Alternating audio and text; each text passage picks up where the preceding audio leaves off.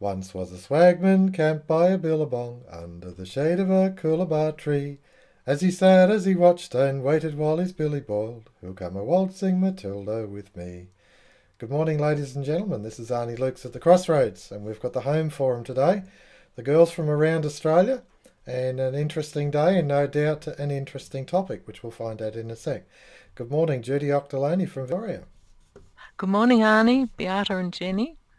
And Jenny Grundy from South Australia. Welcome, Jenny. Yes, good morning, everyone. And Beata from here in Adelaide. Hello, Beata. Hello, good morning. Good. Okay, so the home forum. All things family, all things health, all things good and wholesome. And what we've been looking at is we've been looking at antioxidants, the roles that supplements can do to complement your lifestyle and to assist in your bodily functions, to complement them. So I'm going to let Beata have the floor to present the opening salvos on this important subject of health. Beata. You might probably remember that the antioxidant subject is mentioned by almost everyone every time there is a talk about good health and improving it and the importance of taking antioxidants. The discovery of them happened in 1954, not so long ago. And that was when the research was done into aging. A biogerontologist was the man who first written on the subject and started promoting it. Yeah, so... Okay. Righto, thank you for that, Beata. Antioxidants. Now, I know that they come in many forms, and I see it as vitamin C is a good antioxidant, and I know that there's a lot of naturally occurring antioxidants, and you can actually eat different types of foods to achieve it. And no doubt we'll touch on all of those things today. Jenny Grundy. Yes, the A, C and D are very important, as I understand, and we can get them through supplements. And there are minerals, of course, that are important, but a lot of the literature tells us that it's, well, we know anyhow, I suppose, that the more natural, wholesome the food, the better for us. That's exactly right. The more natural the food, the more wholesome, the better. And so to me, the issue is that we've got to try and do what we can to minimise our exposure to things like free radicals. They're called free radicals. These things that go around in your body and are actually an imbalance, as I understand it, an electron imbalance. And so you've got to try and neutralise these things and optimise your bodily health. Judith Auchterlonie. Free radicals, Arnie, exactly. I've just got a note here. They can lead to oxidation and cell damage, which could potentially lead to aging and disease. And the example given here is a simple one. Think of an apple being cut in half and left in the air. Free radicals attack the apple, causing it to oxidize and go brown.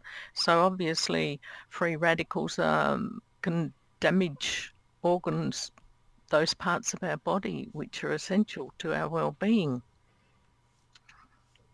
Thank you for that, Judy. That's right. So in order to optimise your body and your bodily health, you need to complement and make sure that your diet is correct. And concentrating on that is not an onerous task. I'm very fortunate because my wife is in charge of the kitchen. I got sacked in the early days, and I'm okay with that. It's been a love affair with with what comes out of the kitchen. It's all good. But it's a full-time job. Looking after your family and concentrating on what they eat for their health and their well-being is a full-time job. And this time of year, I'm not sure if antioxidants fall into it, but we have a lot of garlic, and I'm serious. I used to work in a permit office. To me, a permit office is like a police station where people just constantly coming in to discuss things across the counter. And I would have 50 to 100 people every day coming into the office looking for permits to do this, that and the other. And in winter, everyone's got something. And so you've got to protect yourself. And I did it with garlic. And I have copious amounts. And I mean, when they walked in the door, they knew that Arnie was into the garlic again. All right, Beata. We've got to fight the free radicals every day. They are produced in our body as the natural product of metabolism and energy production. And they are so vicious in their action because they are missing an electron. So this free radical with missing electron is forever looking to attach itself to a protein, and then the damage starts. And the funny thing is, or rather tragic for us, that this battle for the protein available around in the environment is taking a whole chain reaction, like a domino effect. Every one of them is trying to attach itself somewhere. It's massive. So the body tries to protect itself by producing antioxidizing enzymes, but also our diet needs to provide a lot of antioxidants to fight the existing normal body functioning reactions. Thank you for that, Beata. I spend a significant amount of my time, apart from having garlic, I spend a significant amount of my time in the backyard around the fruit trees. And this, yes, I heard it in the background, around the fruit trees. We've got a lot of citrus. We've just gone through the mandarins, and it's nothing for me to stand at the tree and eat 10 mandarins. And now the tangelos are in, and so I'll have 4 or 5 tangelos, and I'm waiting for the oranges, because there's this sweet orange, and it's just, there's not a lot on the tree this year because we heavily pruned it last year, and I'm dobbing myself in here, but I'm quite happy to just stand there and devour these wonderful sweet oranges. And this time of year, of course, it's that's what it's all about. It's all about looking after yourself, and those fruit trees are there for a reason. In season, out of season, they're in season. They're there for a reason. You need your vitamin C, you need your oranges. And the interesting part I find about it is that even if the available vitamin C, the actual international unit value for an orange is less than what you can get with your by taking your vitamins, it's actually more readily available in the natural form. It's more readily available, and you actually absorb more. So I find it fascinating that this little, now what would you call it, God's pharmacy is out there in your backyard. Jenny Grundy. Yeah, that's right. The blackberries, dark berries, are meant to be very high in antioxidants, and we don't get them so readily here this time of the year. Well, they have to come from other parts, I suppose. And the resveratrol, I think it is, in grapes, dark grapes, black grapes, is very good too. So it's a matter of finding the fruits high in these antioxidants, and I suppose there are, well, a lot of vegetables too that have antioxidants. So it's a matter of knowing what they are and using them as a fresh food if you can. But oxidation, it seems to be a natural process that takes place, and it creates chemical changes in the body. But of course, we think of oxidation in oils and that too, don't we? When they ferment, it's an oxidation, and oxidation in iron and things like that. So that's getting off the subject a little bit, but it seems to be a natural process. But in our bodies, as these chemical changes take place and cause free radicals in our body, we need ways and means of preventing too much of it or neutralising what is there. So You sound like you've got some good ways of doing it, Arnie. I like the garlic side of it. Do you both eat garlic before you go to bed? Because, it's so pungent, isn't it? And onions are very good, I'm going to have to which mute my microphone. You've got me on the back foot. yes, we'll talk about that off air, will we? Oh, well Mm. done, well done. You've got me on the back foot with that one. That one's beautiful. And yes, we do. That's what's so hilarious about it. We do. We actually do have garlic together because it's we know it's good for us, and we're doing it. And the fact is, when we talk about our health and managing our health, I mean it's lifestyle choices, and instead of going for the instant porridge type thing and all that sort of stuff, it's actually making a deliberate choice and saying, okay, well, we're going shopping. Well, where are we going shopping? Predominantly in the raw vegetable department, raw fruit and veggies, and that's where we start. And we're not big meat eaters. We love fish. We've got a lamb in the freezer, and one lamb will do us, or the rate at we're currently using it, it's going to do us for the whole year. One lamb, and and it's to me it's a good result. But we're not big meat eaters, but we do like the fish, and we're regular with that. And these to me are all parts of how we manage our diet. And I know Beata's very strong on getting green leafy vegetables into the plate, so that no matter what we're having, there's always something that's rich in chlorophyll. Judith Auchterlonie. Well, Miss Joyce, I didn't hear what Jenny said. It's obvious that getting the antioxidants in you through your diet is much more beneficial than taking supplements, although supplements must have some benefit. I hope they do, because I take some. And choosing, as you say, green leafy vegetables, choosing the right antioxidants is an issue. And we just have to become informed and find out what's the best for us and get into it. That's it. That's exactly right. Just as an aside, there was a video the other day, McCullough and Klinkart, and they talked about electromagnetic fields. And I know this is an aside. We're talking about supplements. We're talking about the correct diet.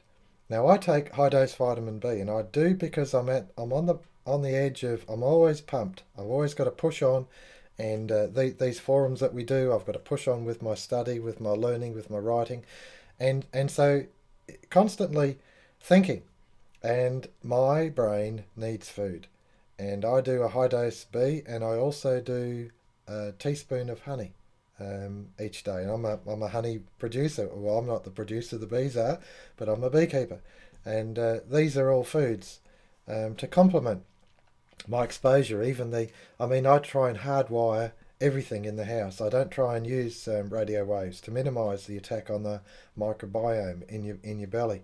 But to me, these are all parts of the strategy of trying to keep your house in order, be as natural as possible, and don't expose yourself to anything unless it's absolutely essential. And I mean that. I mean, even our underarm deodorant is crystals rather than an aluminium extract.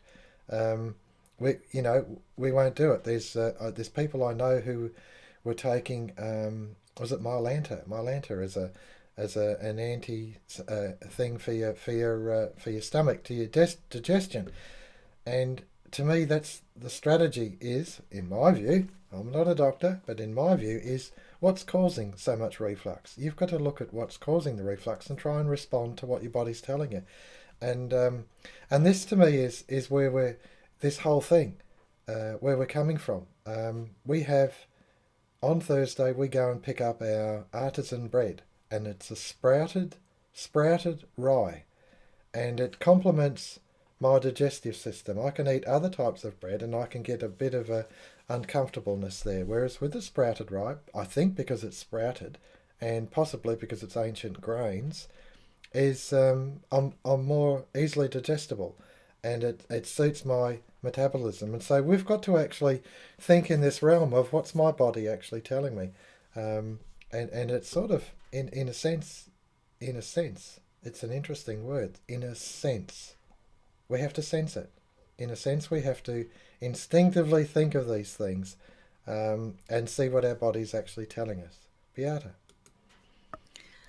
Yes, the antioxidants would obviously take care of mopping up the damage and free radicals, and they also protect, together with vitamins, protect from the effects of even radiation, but only to some extent, and the pollution, but only to some extent. We are a race of people that don't stop polluting. The new chemicals are introduced yearly onto the list of usable things on the market.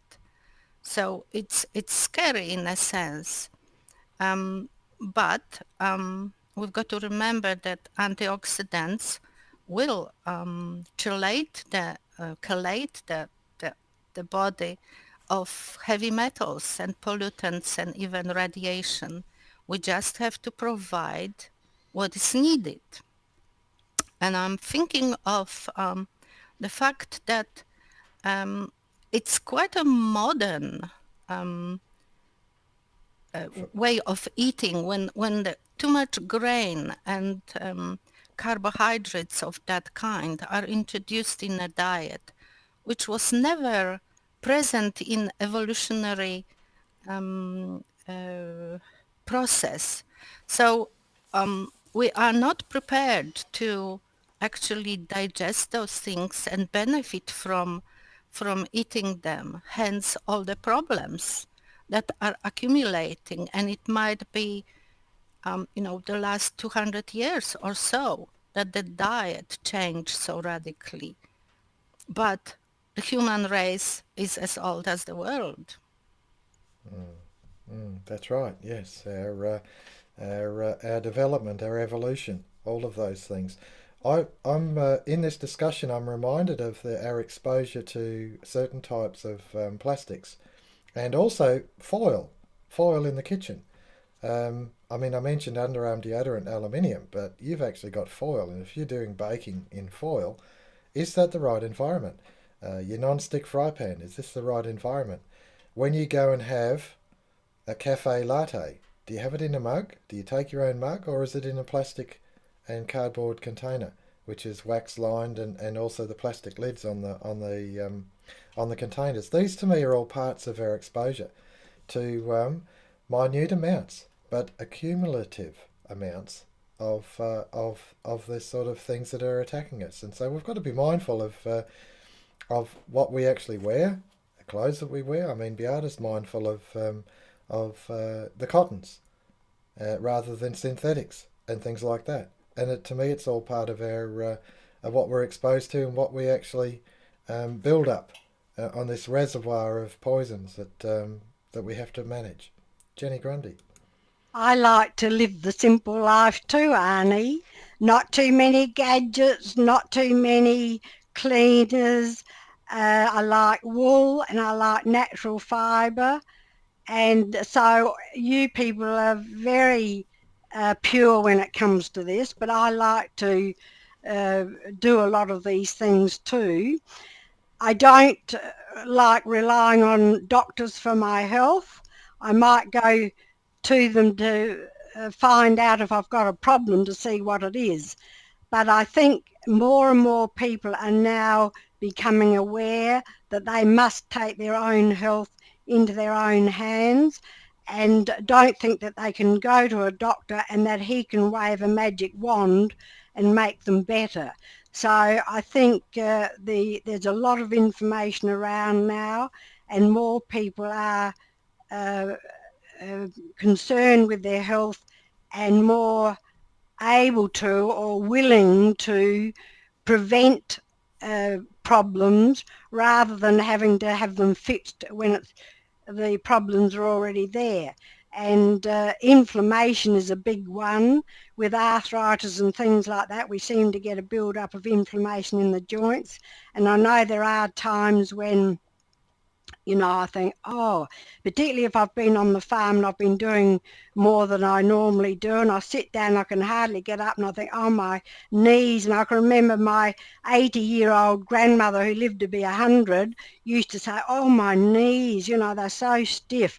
So I think I'm sort of starting to feel the knees too, but I know by doing certain things, I'm better for it too. So again, it's monitoring your own health and knowing what you can do and finding out what is good to eat and consume to be healthy. Beautifully put. Thank you for that, Jenny. That's exactly right. That we've got to rely on ourselves, take into account what your doctor might assist you in diagnosing, but you managing your own health is most important, and your exposure to natural fibres and to the natural world as much as you can. And you reminded me, this 80-year-old that you were talking about with the sore knees and things like that. Now, I make a point, and this is just a heads up for anyone who happens to have the same. I roll the heels on my shoes, and I wear them out, always on the outside, always on the back heel. Now I've got a local boot maker, and he does a beaut job, but I've lost him, and so I've had to find another one. And I've got my favourite boots with a new boot maker who's been there for I think 20 years or something. And sorry, didn't say 20 years. He's been there 10 years. It goes back to the 1920s, so it's nearly 100 years that the company's been there in Glenelg, and they're putting new heels on my boots for me. And it's not an onerous expense if you can get a decent boot maker. Now, why am I on about it? Because as soon as my heels are worn, my knees start to ache. And as soon as I get the new heels put on, I get the new heels put on the boots, I have no issue. I can walk a mile. And it's fascinating because I've gone through this all my grey hair years, and it's always the same. My knees ache, replace your heels. Knees ache, replace your heels, and it seems to work. But antioxidants, back to Judy. Oh, yeah, thank you, Arnie. Just reading, if you're looking for food with high antioxidant content, the suggestion is that you go for vibrant coloured foods. All the brilliant, and they are out there, beetroot, tomatoes, all those wonderful things. Red cabbage rather than green cabbage perhaps, but green's nicer. And the fruits included. So it's not too hard to get a good, correct, I don't know what would be the correct amount, but a good amount of antioxidants in your diet so that you know you are doing the best for your health. And the choice is out there for us, isn't it? Exactly right. I think that's an interesting. You reminded me. I was writing an article this week, and I was laughing when I was writing it because there was one sentence that I tried to put in, and I couldn't get it in, but I'm going to put it in to this forum. And Beata knows what it is, and she's got a smile on her dial. I don't think, this is the Arnie Luke's quote for health, I don't think there is such a thing as having too much garlic. Beata. I'll go again to the beginning of mankind. I'm sure they did not have deodorants, and they were eating naturally occurring garlics and herbs in amounts that we never do those days. So maybe it's worth looking at Paleolithic man's diet, which was full of fruit and roots and whatever was around, plus the meat that they would hunt. You've got to remember also that when they hunted, they first go for the soft bits, the stomach, the intestine, the liver, the brains, the lungs. They were eating all those organs which provided not only the protein, but also, not necessarily the meat protein as such, but also the protein from the herbs digested by the animal that they were eating. So it was full of goodness and greens, I would suggest. Totally different concept to what we're eating today.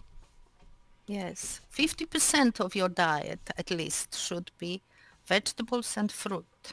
That's what would be ultimate good. Thank you for that, Beata. That's it's interesting. I'm just actually looking for a screen capture to give you the Weston Price Foundation, and because what you touched on there was most profound, and that is that the let's have a look. I just got to scale this thing here. Scale to fit. Scale to fit. That'll do.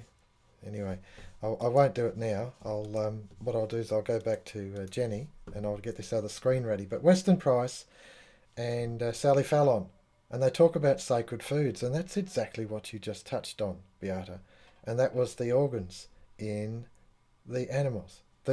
We actually just concentrate on the flesh and we eat the meat, but in actual fact, the organs, the brains, the bone marrow, the liver, the lungs, the heart, these are all vital organs. And in actual fact, Weston Price, Sally Fallon, in her lecture, she refers to the study that Weston Price as a dentist did about the formation, beautiful shape, face, and lovely broad smiles of native peoples who had a tradition of eating sacred foods. And they were rich in these organs and also in fish, herrings, fish oil. It was rich in those things, and they were sacred foods. And in order to optimize the development of the unborn child, I think that's absolutely fascinating that they instinctively, and I mentioned that before, in a sense, they instinctively ate these foods. They had a sense of it, and we really need to move back into that realm of being sensitive to these things, of thinking of them, pondering them, and seeing what our intuition actually leads us to do. Jenny Grundy. I think liver is high in iron, and of course fish high in the oils. And we used to eat organ meat more so when we killed our own meat. And I tell the children how when they were little I'd cook brains for them, sheep's brains, and mix it up with the veg and that. So you can just imagine what they would think as they got older. But I can remember having a young man was studying to be a vet, and he had to go out and onto various farms in the early times. So he decided to come to us one day, and I thought, oh, what are we going to have for lunch? And I had some liver, and I was very cheeky to give this man liver, whom I didn't know really. So I cooked it and put onion, and I might have had a little bit of bacon and put some gravy with it. And we sat down for lunch and had this liver. And I think about it now, and I thought to myself, how could you do it? Well, he said, well, this is the best liver I've ever had. He said, being a vet, if you knew what the liver did, you would never eat it. But of course, it's a filtering system. But of course, we had our own meat, so we knew where it came from and that it wasn't diseased and things like that. But people have moved away from those things, I think. There probably are people who do see it in some specialist shops and buy it. But generally it's not used, I don't think, used very much these days, but it's worth thinking about. Thank you for that, Jenny. That's well put. And I'm going to cut across to the Weston Price Foundation website and more delicious foods and wise traditions diet. And that's what I was actually referring to was the traditional diets that are most important, and they actually do hold on to a lot of wisdom there in their tradition. And it's interesting that I use those words together, but it's true. That's what tradition is about. It's about the silly man's wisdom. He doesn't necessarily have to think about it, but tradition protects him from the things where he could actually do things wrong. So I think it's most important that we look at tradition, and we look at as societies, we look at the things that are actually part of our history and our culture, because they're most important. There's a lot of pre-thinking that's gone on, and to throw it up in the air and just abandon it is not necessarily a wise thing to do. So we're talking food, we're talking antioxidants, And but we're also seeing that some cultures had this understanding that particular foods were vital for the continuity and well-being of their own people. Judy Auchterlonie. Oh, I very interested in the paleo diet. It gets a lot of flack out, unfortunately, in the media, but it's all about natural food, and that's where we've got ahead if we want our bodies to be fighting all these diseases and be more healthy, more productive, not in terms of having to work physically, but just in terms of living our lives to the best that we can. People just need to be aware of the quality food that's out there that we ought to be eating, all the, as you say, fruit and veggies, and get into your garlic too, and just enjoy your life and live it to the maximum with a healthy diet. That's it. Thank you very much for that, Judy. And I'm going to consider that as your closing comments because we're gone over the half-hour mark. So closing comments, final comments, Beata. What would I say? Grow something you can eat. The best thing probably and easily grown would be grape wine, and especially one with seeds. Don't go for seedless. Seedless are useless. And grind those seeds and eat the skins and be healthy. Thank you for that. And Jenny Grundy, final Yes, comments, please. you saying Beata, chew your apple seeds and grape seeds. Yes, I agree with you. Perhaps we need to get back to the caveman diet more. And I've heard somebody was recently talking to me about this, and I think there's a book out about it. So the fresh things, fresh fruit, vegetables, seeds, nuts, as much as you can, a little or no processed foods. I know we all tend to have some of those at times, but generally we need to listen to our doctor within and remember, the stronger your immune system, the better your health. And it's all tied up with the air we breathe, the water we drink, the food we eat, the things we have around us, and everything we use in the house for cleaning and so forth. In general, isn't it? The more natural, the better. That's it. That's a very good summary. Thank you very much for that, Jenny. And it really does show that it's the ball is in our court. Our health is in our court. Yes, we do have a bit of heritage, a bit of gene heritage. We do live in an environment that can be particularly difficult for us, and that's the hurdles that we have to work through. We have to get over. But the fact is that there are things that we can do, and most of it is in the greengrocer, and it's in the water. I don't mind a beer, but at the same time, I know that I've got to park it because my health has got to have priority, and so clean water is most important. We have clean water in this home, and we use it, and especially for cooking, and our coffee, our coffee, but we love it. Arnie Luke's at the Crossroads. Thanks very much for joining us today. Once was a swagman camped by a billabong under the shade of a coolabah tree. As he sat, as he watched and waited while his billy boiled, will come a waltzing Matilda with me.